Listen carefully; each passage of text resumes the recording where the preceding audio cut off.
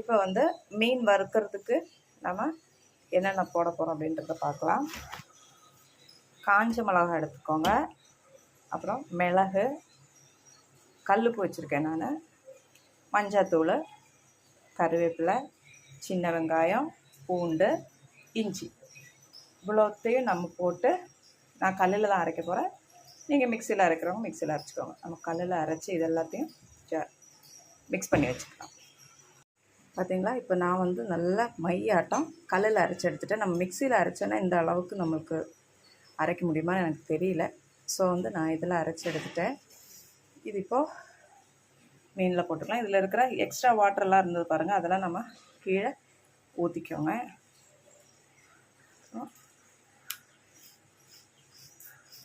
இதை போட்டு நல்லா பிசைஞ்சு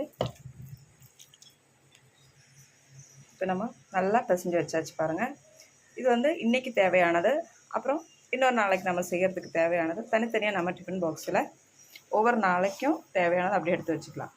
மொத்தமாக எடுத்து வச்சு உள்ளே வச்சிங்கன்னா நம்ம வெளியில் எடுத்து வைக்கும் போது கஷ்டமாக இருக்கும். கொஞ்சம் எடுத்துகிட்டு திருப்பி எடுத்து உள்ளே வைக்கணும். அந்த மாதிரி பண்ணாதீங்க. ஒவ்வொரு நாளைக்கு தேவையானது ஒவ்வொரு டிஃபன் பாக்ஸில் எடுத்து வச்சுக்கோங்க.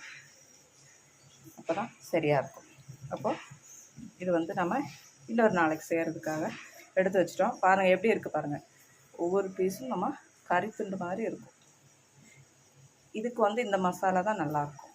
இது வந்து கேரளா ஸ்டைலில் செய்யக்கூடிய மசாலா.